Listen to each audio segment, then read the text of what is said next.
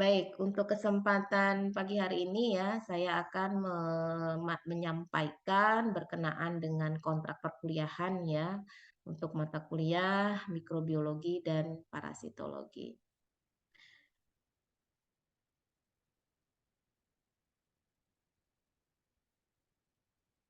Baik, untuk kontrak perkuliahannya, ini harapannya kalian dapat memahami dengan baik. Kenapa? Karena kalau sampai kalian tidak paham di awal bagaimana kita nanti perkuliahannya, itu kalian akan kesulitan ya. Jadi silakan nanti disimak baik-baik ya sebelum kalian bisa melaksanakan perkuliahan untuk pekan berikutnya. Nah, untuk mata kuliah ini sesuai dengan kurikulum yang reguler ya. Jadi jumlah SKS-nya adalah 1 SKS ya.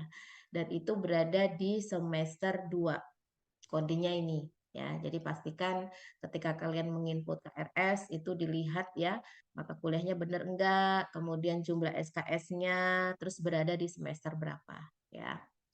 Nah, kemudian untuk jadwalnya ini seperti yang sudah pernah saya sampaikan sebelumnya ya. Untuk jadwal ini kita ada 2 sesi ya dalam 1 pekan, tapi dalam 1 pekan itu tetap terhitung 1 pertemuan ya. Jadi ini berlaku untuk semua mata kuliah. Jadi 1 pekan itu tetap ada 1 mata kuliah yang dilaksanakan, tetapi dalam pelaksanaannya itu ada 2 sesi.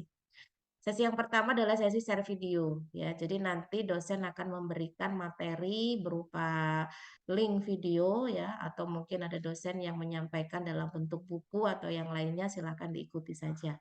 Kalau saya itu nanti akan saya berikan link video ya. Link video sesuai dengan topik di pekan itu. Nah, kalau untuk mata kuliah mikrobiologi itu berada di hari Senin. Nah, nanti silakan si pennya bisa mengkomunikasikan ke saya ya, atau mungkin pas saya lupa ya, bisa diingatkan kalau hari Senin itu adalah sesi share video. Nah, kalau saya biasanya memberikan waktunya tidak hari itu juga selesai, tidak ya. Jadi misalkan hari Senin saya bisa memberikan materi itu entah pagi, entah siang, entah sore ya. Nanti saya sharekan ke grup ya.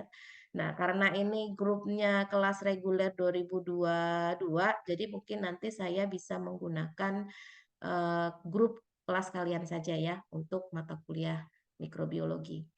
Jadi nanti akan saya infokan kapan atau sudah belum saya berikan link ya untuk materinya. Nah, kemudian waktu yang saya berikan itu sampai sebelum sesi Zoom. Jadi kalau sesi Zoom-nya di sini adalah hari Jumat ya, harapannya kalian dari hari Senin, Selasa, Rabu, Kamis itu harus sudah menyimak materi yang saya berikan. Kenapa? Karena hari Jumat ini saya tidak lagi menyampaikan materi karena hari Jumat ini adalah apa semacam mengulang saja, review saja, tapi tidak semua. Sekaligus ada sesi diskusi kalau ada hal-hal yang perlu ditanyakan atau dari saya yang akan mengetahui seberapa dalam pengetahuan kalian, pemahaman kalian melalui tanya jawab secara langsung ya. Jadi siapa yang bisa menjawab itu bisa langsung memberikan jawabannya secara live ya. Jadi itu juga menjadi bagian bagi saya untuk mengambil penilaian. Ya, ini harap diperhatikan dengan baik ya. Jadi jangan sampai ketika sesi Zoom itu kalian belum menyimak materi sama sekali, maka tidak akan tahu apa yang akan dijawab ya. Nah, ini mulai saya berlakukan nanti di pekan kedua ya, ini sudah mulai. Kemudian selanjutnya ini ini masih berlanjutan dengan apa yang sudah saya jelaskan tadi ya. Bahwasannya sebagai catatannya untuk menyimak video yang diserkan itu di setiap pekannya ya dengan waktu hingga sebelum jadwal Zoom. Pokoknya sebelum hari Jumat ya, sesuai jadwal mikrobiologi. Kemudian mahasiswa wajib menyimak video dan membuat resume. Nah, ini ya. Jadi membuat resume itu menjadi bukti kalau kalian itu sudah menyimak video tersebut. Namun yang perlu saya tekankan di sini adalah Membuat resume bukan berarti mencatat ulang semua apa yang ada di dalam video tersebut, tidak. Ya, tetapi apa-apa saja yang bisa kalian pahami setiap slide yang tertampilkan. Jadi nggak perlu kalian itu membuat apa itu namanya translate yang itu bisa mengetik sendiri kalimat apa suara yang ada di YouTube ya. Tidak perlu seperti itu. Jadi silakan disimak saja, misalkan di slide pertama dosennya menjelaskan tentang apa gitu, kalian simak terus kalian tulislah apa yang kalian pahami. Saya lebih menyukai seperti itu daripada kalian mencatat persis apa yang disampaikan dosennya ya. Jadi ini dapat dipahami. Nah, kemudian itu akan menjadi bukti kalau kalian sudah menyimak video yang sudah di-share-kan. Itu biasanya nanti bisa saya berikan link pengumpulan ya di Google Classroom. Jadi nanti bisa kalian kalau itu apa namanya dalam bentuk beberapa lembar ya, karena ini harus ditulis tangan gitu ya, harus difoto secara berurut, kemudian di PDF-kan, kemudian dikirimkan ke link Gizi yang nanti saya share-kan ya. Nah, kemudian saat Zoom ngapain? Ya, saat Zoom dosen tidak lagi menjelaskan materi yang sudah disampaikan detail, tetapi disinilah sesi untuk apa namanya diskusi, kemudian tanya jawab, atau mungkin nanti saya berikan sesi presentasi ya, tapi memang tidak semua pertemuan ada presentasi. Nanti akan saya tentukan saja pertemuan keberapa yang mahasiswa yang harus presentasi. Nah, disinilah dosen akan mengambil nilai keaktifan mahasiswa. Nah, kemudian materi PPT akan di-share-kan setelah sesi Zoom selesai. Jadi tidak di hari Senin sampai Kamis saya share-kan materi PPT-nya, tidak. Kenapa? Karena saya menginginkan kalian menyimak video, tidak membaca PPT terlebih dahulu. Nah, membaca PPT itu bisa kalian lakukan untuk mengulas kembali dari apa yang sudah disimak di video dan sudah dievaluasi pada saat sesi Zoom. Ya, itu ya. Jadi harapannya kalian bisa menyimak dengan baik apa yang sudah disampaikan di video yang nanti akan di-share-kan. Kemudian, nah medianya apa saja? Di sini saya menggunakan media Google Classroom ya. Jadi nanti saya berikan kode atau link supaya kalian bisa masuk ke Google Classroom khusus untuk mikrobiologi di semester 2 ini ya. Jadi nanti silakan dari kalian itu bisa masuk ke kelas tersebut di mana nanti setiap materi PPT di akhir pekan, kemudian tugas-tugas atau kuis atau apapun itu yang berkenaan dengan perkuliahan itu nanti bisa dilihat melalui Google Classroom. Ya. Nah, ini adalah plotting untuk topik-topik perkuliahan. Jadi, yang sudah saya jelaskan di pengarahan mahasiswa di awal kemarin itu ya. Jadi, di mana kita itu kalau menjalankan perkuliahan dalam satu semester itu ada istilah pekan efektif. Jadi, pekan efektif ini sifatnya ya memang aktif dalam perkuliahan, tetapi ada beberapa pertemuan yang memang itu bukan untuk kuliah, tapi melainkan untuk mengambil nilai. Biasanya ada di tengah semester sama di akhir semester. Kalau yang tengah semester kita kenal dengan ujian tengah semester, kalau di akhir ujian akhir semester ya. Nah, untuk pekan pertama atau minggu pertama ini adalah kontrak dan pengantar mikrobiologi dan alhamdulillah hari ini kita melaksanakan perkuliahan di pekan pertama. Kemudian di pekan kedua dan pekan ketiga kita akan membahas berkenaan dengan morfologi dan pewarnaan bakteri ya. Pekan keempat membahas tentang reproduksi dan pertumbuhan bakteri. Pekan kelima genetika mikroorganisme. Pekan ke-6 dan ke-7 isolasi dan identifikasi mikroba ya. Pekan ke-8 dasar-dasar virologi. Kemudian pekan ke-9 ini adalah pelaksanaan UTS ya. Kemudian pekan ke-10 mikologi, pekan 11 dan 12 itu parasitologi, pekan ke-13 ini penanganan mikroorganisme dan pekan ke-15 itu mikrobiologi terapan dan pekan yang ke-16 yang terakhir ini adalah pelaksanaan UAS. Jadi dalam satu semester ini kalian harus melaksanakan dari pekan 1 sampai pekan 16 ya. Terutama untuk kehadirannya. Jadi jangan sampai kehadirannya itu sama tidak tidak efektif ya. Jadi itu nanti bisa berpengaruh dengan nilainya. Selain itu juga nanti bisa membuat kalian tidak bisa mengikuti ujian akhir semester karena tidak memenuhi syaratnya. Baik, kemudian dilanjut. Nah, ini saya akan menyampaikan berkenaan dengan penilaian. Jadi penilaian ini harapannya jangan ada dusta ya di antara kita, artinya biar kita sama-sama tahu ya. Nanti dikira Bu Kiki ini nentuin nilai sendiri ya. Artinya kalian jangan sampai ada yang bilang, kok saya baru tahunya di akhir ya kalau nilainya seperti itu aturannya. Nah, jangan seperti itu ya. Jadi di awal kita harus sama-sama tahu bahwasanya untuk penilaian ada beberapa poin yang menjadi dasar untuk menilai nilai akhir kalian nanti khususnya di mikrobiologi. Dan dalam hal ini setiap dosen beda-beda ya. Meskipun nanti isinya sama ya, poin-poinnya sama, tapi mungkin bisa berbeda dari presentasinya. Nah, kalau presentasinya ini kebijakan dari dosen masing-masing ya. Jadi kalau dari saya ada nilai keaktifan. Keaktifan ini besar ya, 20% ya. 20% ini menjadi nilai yang menurut saya coba dibandingkan dengan nilai yang lain ya. Itu setara dengan ujian tengah semester sama ujian akhir semester ya. Kenapa? Karena keaktifan ini selama saya pantau, selama saya mengajar ya, tidak semua mahasiswa itu mampu melakukan ini.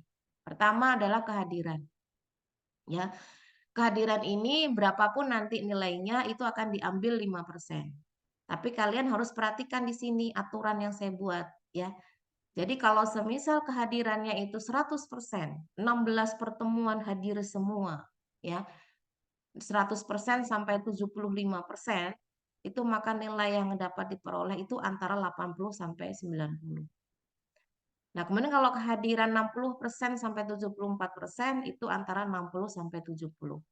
Kalau kehadiran 30 sampai 60%, yaitu nilainya 30 sampai 50. Tapi kalau kehadiran kurang dari 30%, berarti tidak bisa mengikuti ujian. Silakan dihitung saja. Kalau 30% itu berarti kan batas bawah ya. 30% dari 16 pertemuan itu berapa kali pertemuan? Silakan dihitung sendiri ya. Itu berarti kalian baru mendapatkan izin untuk bisa mengikuti ujian. Tapi kalau sampai di bawah 30% berarti tidak bisa ikut ujian. Ya. Kemudian keaktifan saat kuliah. Dipanggil saat presensi dalam kondisi hadir. Ya. Bertanya atau menjawab pertanyaan. Selalu on cam saat Zoom. Nah, ini yang saya katakan tadi, memang tidak semua mahasiswa mampu melakukan ini. Makanya saya berikan nilai pesawat. Ya. Artinya di sini silahkan berjuang bagi kalian yang memungkinkan untuk mendapatkan nilai keaktifan sebesar 20% dari total semuanya. Kemudian kuis. Kuis di sini besarnya dari 15% ya. Akan diadakan setiap kali pertemuan biasanya di akhir Zoom. Ya. Jadi ingin mengetahui bagaimana pemahaman kalian berkenaan dengan materi yang sudah disampaikan. Kemudian tugas itu 25% ya. Kemudian ujian tengah semester 20%. Kemudian ujian akhir semester itu 20%. Ya. Nah, ini adalah nilai yang memang harus kalian upayakan ya, kalian usahakan. Jangan sampai nanti ada yang nilainya tidak maksimal ya.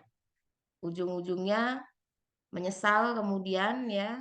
Karena ini jangan sampai itu menjadi penyesalan yang adanya cuma di akhir ya. Kalau di akhir Pak tidak ada gunanya ya. Mau remedial juga, remedialnya itu tidak bisa seperti nilai yang normalnya diperoleh pada saat tidak remedial.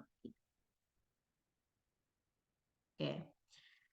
Baik, itu untuk penilaian ya. Jadi harapannya kalian bisa memahami dengan baik. Jadi tidak ada dusta di antara kita itu maksudnya ini. Jadi jangan dipikir nanti saya memberikan nilai itu asal asal comot ya, asal tembak begitu, tidak melihat berapa nilai kalian sebenarnya ya, karena saya bukan tipikal yang, mudah memberikan nilai tanpa dasar, ya.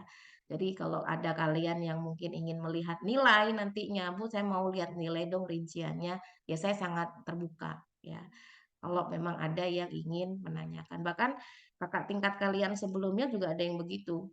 Kenapa? Karena mereka berpikir, "Saya kan udah ini Bu, sudah mengumpulkan tugas, tapi kenapa Bu, nilai saya masih kurang?" Nah, ketika saya infokan, ya baru tahu ternyata tugasnya itu tidak semuanya ngumpul. Ngumpul, tetapi memang tidak semuanya. Ya tentu sangat berpengaruh besar dengan nilai rata-rata tugas tersebut. Ya logikanya kalau dosen itu ngasih 5 tugas ya misalkan, tapi dia ngumpul cuma 3. 3 tapi 80 semua misalkan. Kan artinya tetap akan berbeda, tetap 80 itu dibagi 5 ya. Nilai total dibagi 5 bukan dibagi 3 sesuai dia ngumpul, enggak. Makanya itu yang membuat nilainya tidak bagus ya karena ada yang bolong, gitu. Jadi kalau menurut saya, eee, keperfekan tugas itu juga menjadi nilai ya, tetapi paling tidak keaktifan dan kedisiplinan mahasiswa menyusun tugas itu akan menjadi nilai plus. Paling tidak ketika kalian sudah mengumpulkan tugas, itu sudah mendapatkan nilai batas minimal, ya. Ini poinnya ini. Jadi, jangan tidak sampai mengumpulkan tugas, seperti itu. Ya, semoga dapat dipahami. Oke, itu ya untuk kontrak perkuliahan. Dari kontrak perkuliahan yang sudah saya sampaikan, ada yang ditanyakan? Sudah Ibu jelas? Zirli izin bertanya, Bu. Oke, silakan Jirli. Untuk mata kuliah mikrobiologi dan parasitologi ini ada buku khusus nggak, Bu, untuk ini panduannya? Ya, nanti akan saya berikan ya, judul bukunya. Nanti bisa kalian, apa namanya, kalau memang mau beli silakan, banyak di toko-toko buku, atau juga nanti bisa saya kasih e-book-nya ya, yang memang itu berkenaan dengan mata kuliah, ya. Itu, bisa mendukung kalian dalam mempelajari tentang perkuliahan mikrobiologi khususnya. Tapi saya sangat senang sekali sebenarnya ketika ada mahasiswa yang punya keinginan untuk punya buku ya, karena memang buku itu menjadi apa ya, kewajiban sebetulnya bagi mahasiswa. Tapi karena dosen ini serba salah ya, salahnya begini, nanti kalau meminta mahasiswa suruh beli buku, nanti dikira apa tuh namanya, memaksa ya, padahal bukan buku kita sih padahal ya, maksudnya buku orang lain. Takutnya nanti dikira memaksa, padahal itu sebetulnya memudahkan ya. Dan dosen pun juga tidak akan memaksa beli kalian itu yang mahal, itu kan enggak. Si Shopee itu banyak banget ya, ini bukannya saya, apa itu namanya, promosi Shopee ya, ya paling enggak itu kan kalian udah paham lah, banyak buku-buku yang berkenaan dengan farmasi ya khususnya, dan yang sifatnya ori maupun yang tidak ori ya. Ya kalau saya sih tujuannya yang penting kontennya dapat dulu lah. Ya kalau mau ori memang harganya mahal ya, tetapi kalau mau yang sifatnya tidak ori ya dimonggokan aja, disilakan aja. Tapi juga bukan menjadi, rekomendasi, bukan ya. Pokoknya saya bebaskan aja, mau ori atau enggak itu terserah kalian ya. Yang penting kalian punya buku pegangan. Tidak hanya untuk mata kuliah ini, yang lainnya juga begitu. Paling tidak ada ya. Jadi silakan itu menjadi poin. Nah, saya lebih sangat menyukai ya ketika ada mahasiswa yang mau untuk mencari referensi, gitu, ya. Oke, mungkin itu dulu untuk kontrak kita, masih ada waktu 30 menit ya untuk, apa namanya, perkuliahan kita. Jadi memang tidak semua nanti pengantar mikrobiologi saya sampaikan secara live ya. Nanti akan saya berikan linknya, itu tadi yang saya katakan di balik ya. Jadi kalau normalnya kan link dulu baru sesi Zoom, tapi kalau untuk pekan pertama sesi Zoom dulu baru link ya. Jadi untuk pengantar ini harapannya kalian bisa memahami dengan baik ya. Jadi tak kenal maka kita harus kenalan dulu ya. Kenapa? Karena menjadi hal penting. Sebelum kalian menjalankan perkuliahan tuh kenali dulu ini sebetulnya nanti mau belajar tentang apa sih gitu ya. Ini jangan sampai kalian nggak ngerti tentang apa nih. Bahkan sampai sudah pertemuan ke-16 pun kalian nggak ngerti aku tuh belajar apa sih selama 1 semester ini. Jangan sampai seperti itu ya. Apalagi kan kalian kelas reguler. Ya memang tidak semua mahasiswa kelas reguler itu belum bekerja ya, tapi paling tidak kelas reguler ini kan nantinya perkuliahannya itu full ya dalam 1 semester, dalam 6 semester ya. Jadi paling tidak itu harus mempelajarinya itu dengan seksama dan diberikan waktu yang lebih bisa fokus gitu ya dibandingkan dengan kelas yang lainnya. Nah, ini sesuatu yang memang menurut saya itu ya harus disyukuri. Belajarnya itu maksimal dan totalitas gitu ya. Nah, berkenaan dengan mikrobiologi dan parasitologi, makanya tadi saya mengatakan kenali dulu apa itu mata kuliahnya. Jadi sebetulnya ketika kita ingin mengenali nggak jauh-jauh dari unsur kata pada mata kuliah tersebut. Ini kan mikrobiologi dan parasitologi. Jadi ya pertanyaannya hanya seputar itu untuk mengenalinya. Apa itu mikrobiologi? Apa itu parasitologi? Apakah ini memiliki pengertian yang sama atau memiliki pengertian yang berbeda? Nah, ini harus kalian bisa pahami. Nah, sebelum saya lanjut ke slide berikutnya, mungkin ada yang ingin memberikan masukan, bukan masukan ya, memberikan pengetahuannya sejauh ini ya, yang bisa dipahami atau yang sudah pernah dibaca sebelumnya, apa itu mikrobiologi, apa itu parasitologi. Silakan. Hmm, saya Bu Sela Aprilia tentang mikrobiologi. Iya, silakan Sela.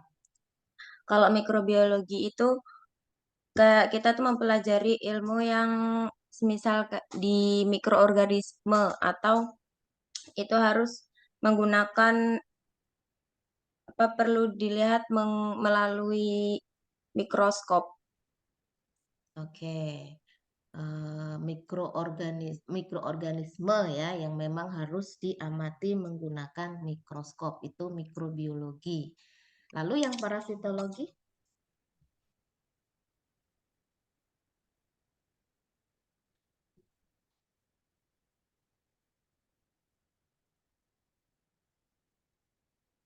Yuk, yang lainnya. Izin menjawab, Siska, Bu. Bu. Silakan. Siapa nih? Siska izin menjawab, Bu. Dari kalau misalkan materi tentang parasitologi sendiri, ilmu yang mempelajari semua tentang organisme parasit. Jadi mungkin kalau parasit itu identik dengan eh, pengaruh mungkin ya, Bu. Itu sih Oke, baik. kerugian gitu. Yang sifatnya merugikan gitu ya. Ya, gitu. Ya, ini nanti dari apa yang sudah kalian utarakan, ya itu kalian bisa mengambil kesimpulan sebetulnya ya. Dan mungkin pertanyaannya, kenapa mikrobiologi dan parasitologi ini meskipun memiliki pengertian yang berbeda, itu dimasukkan dalam satu mata kuliah yang sama? Artinya ada benang merah yang membuat mereka bisa dipadukan dalam satu mata kuliah, meskipun memiliki pengertian yang berbeda. Berbeda. Ah, itu ya. Oke, di sini saya akan tampilkan tabel ya, supaya kalian bisa memahami dengan baik. Jadi tabel ini menjadi pembeda juga menjadi penyama, walaupun tidak semuanya ya. Kalau mikrobiologi sebetulnya kalau mata kuliah yang sudah di apa ya kita kita adakan di kurikulum kita itu semuanya adalah cabang ilmu ya. Meskipun cabang ilmunya itu macam-macam. Misal mikrobiologi sendiri. Mikrobiologi itu adalah cabang ilmu biologi yang mempelajari apa? Mempelajari mikroorganisme. Nah, tadi mikroorganisme sudah dijelaskan sama Sela ya. Semua makhluk hidup yang hanya bisa diamati menggunakan mikroskop. Nah, itu adalah mikroorganisme. Nah, kalau tidak menggunakan mikroskop kita bisa lihat ya namanya bukan mikro, tapi makro ya. Kalau mikro kan berarti ukurannya adalah mikron. Nah, apa saja yang bisa diamati menggunakan mikroskop yang masuk ke dalam bagian mikroorganisme? Bakteri, ya, fungi, jamur, ya. Fungi atau jamur itu sama ya pengertiannya.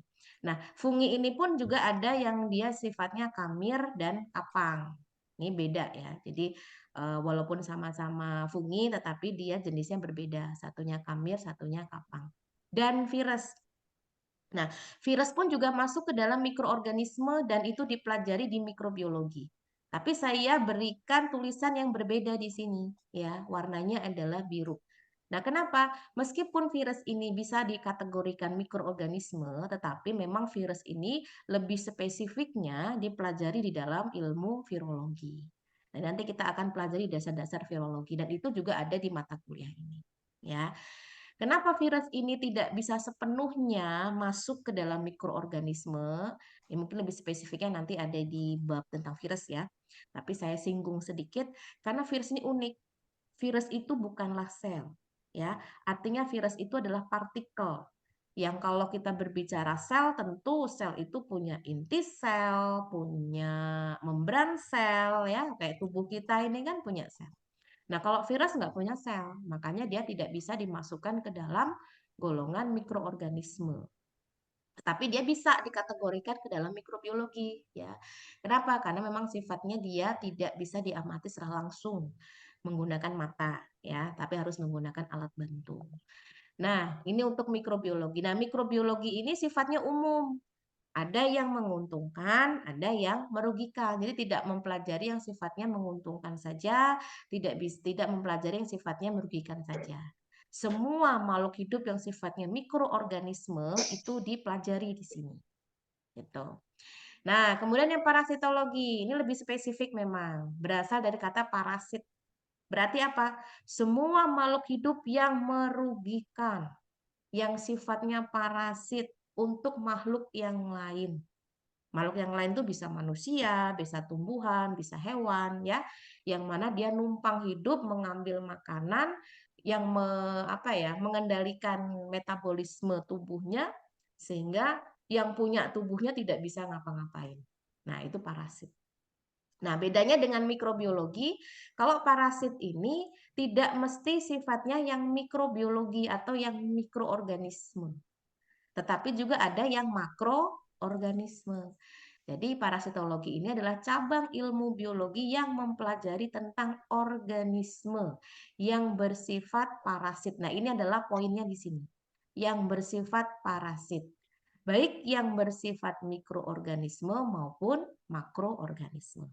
Artinya yang sifatnya bisa dilihat maupun yang tidak bisa dilihat. Ya, bisa dalam bentuk protozoa, helminthes ya.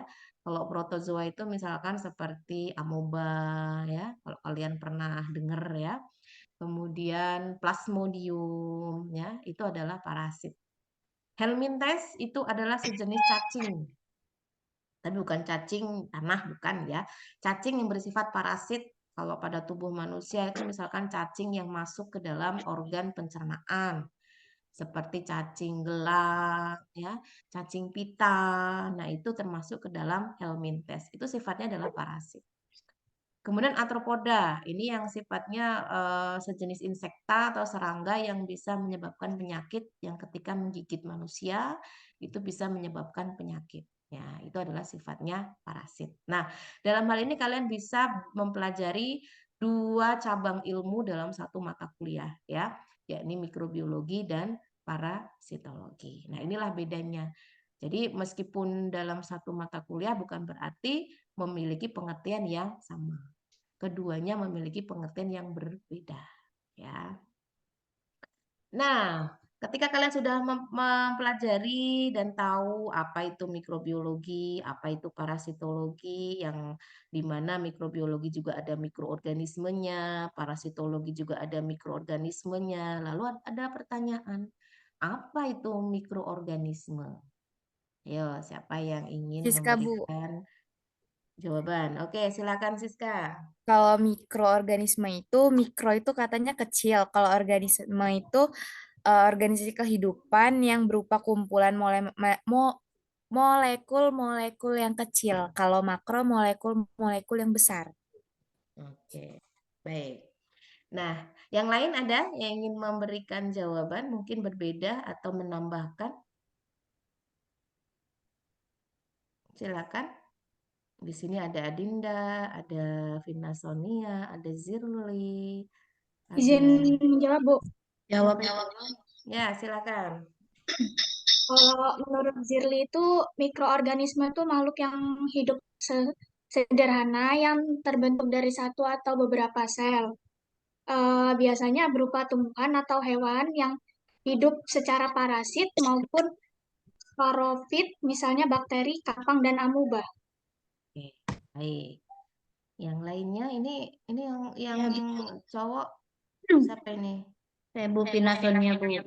Oke, silakan Vina. Mikroorganisme itu biasanya bersel tunggal atau bersel lebih. Dan untuk memeriksa, karena ukurannya yang kecil, memerlukan pemeriksaan dengan menggunakan mikroskop. Oke. Baik. Ya, ada lagi mungkin? Ini kelas reguler yang cowok ada berapa? Ada dua, Bu. Mana? Muhammad Kurtobi sama Rahmat sama Kurtobi. mana suaranya ini, Rahmat? Hadir, Rahmat? Hadir, Bu. Oke. Muhammad Kurtobi hadir? Mana Muhammad Kurtobi? Bu.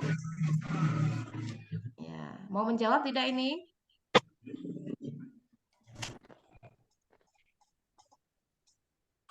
Yuk, kesempatan yang berikan, silakan. Apa itu mikroorganisme?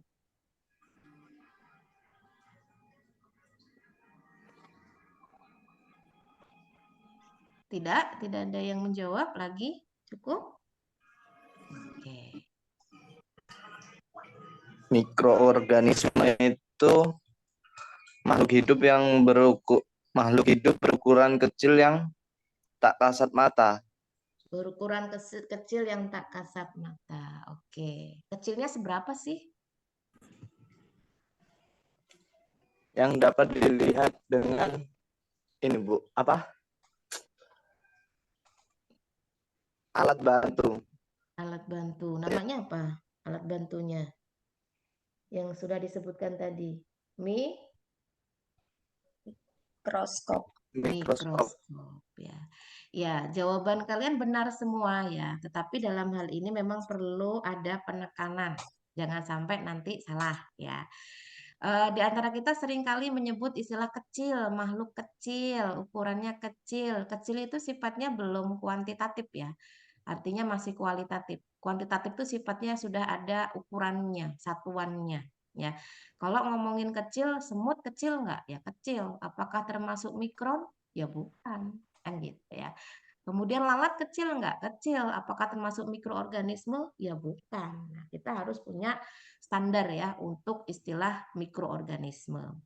Nah, apa itu mikroorganisme? Yang jelas mikroorganisme itu kan bisa kita lihat dari segi ukurannya itu tidak lagi menggunakan istilah kecil ya, tetapi kita menggunakan satuan. Mungkin di antara kita masih bisa kok ngelihat ukuran sentimeter ya, melihat milimeter, tapi ada nggak yang masih bisa melihat ukuran mikron? Nah, ini. Kalau ukuran mikron, saya yakin mata manusia tidak mampu melihat. Kenapa? Karena ukuran mikron ini, kalau kalian punya penggaris ya, 1 milimeter itu aja kalau matanya mungkin masih normal, oke lah ya, masih bisa ngelihat. Tetapi kalau yang mungkin sudah minus atau yang sudah yang lainnya, itu pasti akan kesulitan. Nah, mikron ini adalah 1/1000 dari ukuran mili. Bayangin aja, kalian punya kertas ukuran 1 mili, kalian bagi menjadi 1000. Nah, pembagi 1000 yang kecil-kecil itu tadi, itu adalah mikron. Kalau mata kita mampu melihat, ya hebat banget ya. Berarti kita bisa melihat ukuran mikroorganisme. Makanya kenapa kalau yang masuk ke dalam mikroorganisme itu untuk pengertiannya adalah organisme hidup yang berukuran mikron. Ya, atau yang dalam proses melihatnya itu harus menggunakan mikroskop. Kalau nggak pakai mikroskop, ya mau sampai kapanpun kita tidak bisa melihat. Nah, dalam hal ini kita bisa dipahami bahwasannya yang masuk ke dalam mikroorganisme berdasarkan pengertian mikrobiologi tadi ya, cabang ilmu tadi yang di sebelumnya, itu ada yang sifatnya seluler, ada yang sifatnya aseluler. Kalau yang sifatnya seluler berarti tubuhnya itu memiliki sel, tapi dia tunggal karena dia sifatnya mikron ya. Makanya dikenal dengan istilah uniseluler. Kalau yang sifatnya tidak memiliki sel itu kita sebut sebagai aseluler. Nah, dalam hal ini adalah contohnya virus. Nah, tadi saya sudah menyebutkan virus itu bukanlah sel tetapi partikel, tapi dia makhluk hidup. Nah, uniknya di situ. Nah, kenapa dia bukan sel, dia tidak seperti makhluk hidup yang lain, tetapi kok dia bisa hidup dan bahkan bisa menginfeksi manusia atau yang lainnya? Karena di dalam tubuh virus ini memiliki materi genetik ya. Materi genetik inilah yang membuat dia bisa bereproduksi, bisa memperbanyak diri. Ya, jadi meskipun virus bukan sel, tetapi dia juga makhluk hidup berkenaan dengan apa? Memiliki materi genetik itu sama dengan yang lain-lainnya. Jadi materi genetiknya sama dengan bakteri, sama dengan jamur, sama dengan manusia, hewan ya. Jadi itulah kenapa tubuh kita itu bisa diserang atau bisa diinfeksi oleh virus. Karena susunan materi genetiknya mereka sama dengan kita. Mereka mudah masuk ke dalam tubuh kita, menyisip materi genetik kita, mengendalikan materi genetik kita. Begitu mudah. Karena apa? Memiliki karakteristik yang sama. Meskipun mereka bukan sel. Nah, yang masuk ke dalam sel di sini apa saja? Ada bakteri, ya, ada fungi atau jamur, ada protozoa. Ya. Kemudian yang sifatnya aseluler di sini adalah virus. Jadi virus itu bukanlah sel melainkan partikel hidup. Ukurannya di bawahnya mikron. Biasanya nano ya. Jadi kalau kalian pernah belajar fisika sebelumnya, nah itu kan ada satuan-satuan ya yang sampai ukuran nanometer ya, itu berarti ukurannya lebih kecil lagi ya. Dan ini pun untuk mengamatinya tidak bisa menggunakan mikroskop cahaya biasa atau yang kita gunakan di lab ya. Karena kalau yang di lab itu hanya bisa menggunakan yang ukurannya mikron. Tapi kalau sudah nano, berarti harus menggunakan mikroskop elektron khusus ya, yang bisa mengambil gambar dari struktur atau morfologi virus tersebut. Gitu. Nah, di sini mikroorganisme tadi saya sudah memberikan penjelasan ya. Jadi meskipun tubuh dari mikroorganisme ini hanya terdiri dari satu sel saja, dibandingkan dengan manusia yang sifatnya itu banyak sel ya. Misal satu sel kayak bakteri ya, atau mungkin kalau virus itu hanya satu partikel saja, bukan berarti mereka tidak bisa melakukan metabolisme tubuh. Tetap bisa melakukan proses kehidupan, tetap bisa melangsungkan kehidupan. Bisa apa saja? Bisa bermetabolisme untuk menghasilkan energi, bisa bereproduksi ya, bahkan bisa berkomunikasi dengan sel-sel bakteri yang lain atau sel virus yang atau partikel virus yang lain ya, dan bisa bergerak, melakukan pergerakan dan berevolusi ya. Ini adalah karakteristik dari mikroorganisme. Jadi meskipun hanya terdiri dari satu sel saja bukan berarti dia tidak bisa bereproduksi. Bahkan lebih cepat nanti kalau kita sudah masuk bab reproduksi bakteri, kalian bisa melihat kalau manusia saja untuk adanya manusia yang baru itu harus menunggu 9 bulan begitu ya dalam kandungan ibu. Tapi kalau bakteri dalam hitungan detik, bahkan menit ya, itu bisa menghasilkan puluhan, ratusan, bahkan lebih dari itu untuk dalam satu reproduksinya. Nah, makanya memang pertumbuhannya lebih cepat dibandingkan dengan makhluk hidup yang sifatnya banyak sel. Ya. Kalau yang satu sel kita kenal dengan uniseluler, kalau yang banyak sel kita kenal dengan multiseluler. Oke, nah ini mengingatkan lagi mungkin waktu kalian pernah sekolah di SMA ya. Jadi setelah pemaparan yang saya sampaikan tadi, mikroorganisme seluler itu termasuk prokariot atau eukariot? Nah itu pertanyaannya ya. Nah, kalian bisa pelajari di sini ya, sebetulnya hanya mengulang saja. Kalau berdasarkan definisinya, sel prokariot sama yang eukariot itu lebih kompleks yang eukariot. Prokariot itu lebih sederhana, ya. biasanya hanya ditemukan pada sel organisme yang bersel tunggal saja, ya, dan tidak memiliki membran inti. Nah, ini secara karakteristik yang membedakan dengan yang eukariot, ya. Sedangkan kalau yang sel eukariot itu lebih kompleks. Biasanya itu ditemukan pada makhluk hidup yang sifatnya multiseluler, ya, manusia, hewan, tumbuhan. Namun juga ada yang sifatnya uniseluler, tapi dia sifatnya sudah kompleks, yaitu protozoa misalkan. Ya, jadi protozoa seperti amoeba itu jangan disamakan dengan bakteri, karena kalau bakteri itu sifatnya adalah prokariot, sedangkan kalau yang amoeba itu sudah masuk ke eukariot, meskipun selnya tunggal. Ya. Kemudian bedanya lagi dengan yang prokariot, kalau yang prokariot ini tidak memiliki membran inti, sedangkan yang eukariot itu memiliki membran inti. Itu bedanya, ya. Nah, ini karakteristik lainnya. Jadi kalau semisal pada eukariot yang memang lebih kompleks, itu bisa kalian lihat di sini, ya. Jadi kalau yang prokariot, ini contohnya bakteri tadi ya, eukariotnya multisel. Misalkan di sini organisme, kalau untuk yang prokariot itu uniseluler ya, hanya tunggalnya saja. Sedangkan yang eukariot itu bisa tunggal, bisa multi ya. Kemudian ukuran selnya dia jauh lebih kecil. Kalau yang prokariot selnya itu 1 sampai 10 mikron ya, sedangkan kalau eukariot itu 10 sampai 100 mikron. Dan sebagainya ya. Jadi nanti bisa kalian pelajari. Kemudian nah, apa saja juga yang membedakan secara ininya spesifiknya ya, organela sel. Di dalam sel itu ada disebut dengan organela. Apa sih organela sel itu?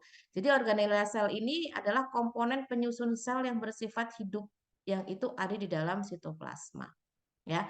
Nah, kita lihat di sini, kalau yang prokariot dibandingkan dengan eukariot, itu yang ada itu cuma 2 ya, yang sama-sama memiliki ribosom dan dinding sel. Sedangkan kalau untuk mitokondria, retikulum endoplasma, lisosom, badan Golgi, badan apa ini mikro ya, mesosom, mesosom ada ya pada prokariot. Ini enggak ada. Ada hanya dimiliki pada eukariot ya. Nah, ini menjadi gambaran tadi yang saya sampaikan, kita nggak mungkin bisa melihat ukuran mikron. Kenapa? Karena kalau ukuran mikron itu ukuran yang memang tidak bisa dilihat oleh mata kita. Mata kita itu hanya mampu melihat pol itu dalam ukuran milimeter. Itu misalkan kayak ukuran telur katuk. Ya. Bahkan telur manusia pun kita sudah tidak bisa melihat. Ya, jangan kaget loh. Kok manusia bertelur, Bu? Nah, itu nggak begitu ya. Karena manusia juga itu kan menghasilkan telur ya, terutama bagi perempuan atau wanita yang kita kenal dengan sel ovum. Jadi sel ovum itu adalah telur gitu ya. Telurnya manusia gitu. Dan ukurannya itu adalah mikron. Kita pun tidak mampu untuk melihat. Ya, ada mungkin yang di sini yang perempuan mungkin bisa melihat dalam ovulasi gitu ya, proses pengeluaran sel telur kita bisa melihat telurnya yang keluar. Nah, itu kan enggak ya, karena memang ukurannya adalah mikron. Jadi tidak bisa kita lihat. Apalagi yang ukurannya di bawah 100 mikro ya. Bahkan sampai 100 nano nih ukuran virus atau flu burung ya, menyebabkan flu pada manusia. Ini virus flu nih. Nah, ini ukurannya 100 nanometer. Artinya kita sudah tidak mungkin melihat ukuran yang di bawah 1 milimeter. Ya, sangat sulit kalau kita tidak menggunakan mikroskop, baik itu mikroskop biasa maupun mikroskop elektron. Oke, nah kita sebetulnya sudah masuk ke bab sejarah mikrobiologi ya. Tetapi ini nanti saya berikan berupa materi video yang saya sampaikan tadi. Jadi silakan nanti kalian bisa menyimak materi tentang sejarah mikrobiologi sampai ke bawahnya itu dari link yang saya sharekan ya. Ini jadi untuk pekan ini ya, nanti lebih lanjut dapat menyimak melalui link ini, nanti saya berikan link ini ke grup ya. Jadi khusus pekan ini itu waktu menyimak lanjutan dari materi yang saya sampaikan itu hingga hari Minggu tanggal 12 Maret ya. Jadi pekan ini harus selesai. Jadi silahkan link yang nanti saya sharekan di grup itu disimak sampai hari Minggu. Ya, boleh langsung habis, boleh bertahap, terserah kalian gimana enaknya.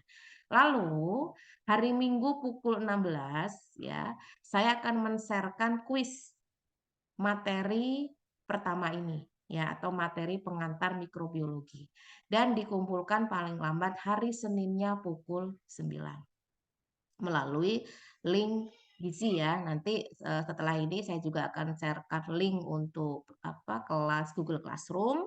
Kalian bisa masuk di kelas itu. Jadi nanti setiap ada tugas atau apa itu atau resume yang harus kalian susun, itu juga bisa nguploadnya di link tersebut. Oke, itu. Nah, kemudian link itu nanti link kuis itu nanti akan saya berikan di hari Minggu ya, pukul 16. Dan pengerjaannya itu bisa kalian lakukan secara mandiri ya. Kemudian silakan nanti dikumpulkan, bisa langsung atau boleh dikumpulkan, tapi yang jelas paling lambat hari Senin tanggal 13 ya, 13 Maret pukul 9. Nah, ini untuk perkuliahan pekan kita yang pertama. Oke, karena waktu sudah pukul 11, sampai sini ada yang ditanyakan? Ibu, maaf bertanya. Oke, silakan. Itu untuk materi pengantarnya Bagaimana? Tidak terdengar suaranya? untuk materi pengantar itu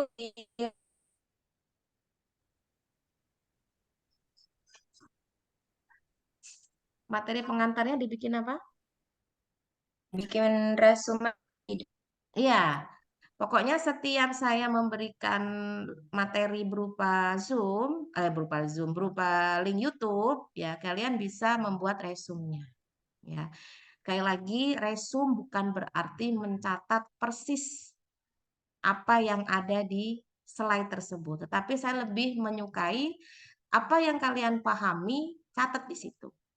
Paling tidak seperti kalian kuliah pada umumnya ya, mahasiswa pasti punya catatan gitu ya, karena saya tidak ingin kalian setelah lulus nanti kalian nggak punya catatan sama sekali yang itu mengindikasikan sebagai proses dalam perkuliahan ya. Meskipun nanti juga ending-endingnya saya berikan materi PPT-nya, tapi biasanya kalau menurut saya mencatat dengan kita sendiri nulis itu lebih mudah dipahami ya, lebih mudah diingat seperti itu. Oke, ada lagi yang ingin ditanyakan? Kalau tidak ada, silakan sekali lagi untuk on cam. Saya mau ngambil bukti screenshot untuk perkuliahan kita hari ini. Ibu mau nanya PPT yang tadi dibagi nanti Bu ya? Iya, setelah kuis ya untuk pekan ini. Oh iya Bu. Oke. Baik, silakan di open cam kan dulu. Saya mau ngambil bukti perkuliahan kita hari ini.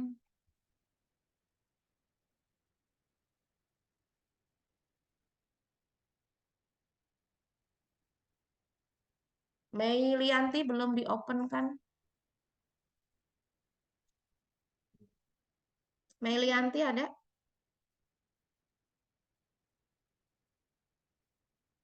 Ya sudah. Dalam hitungan ketiga ya. 1, 2, 3. Ada Ibu. Oke.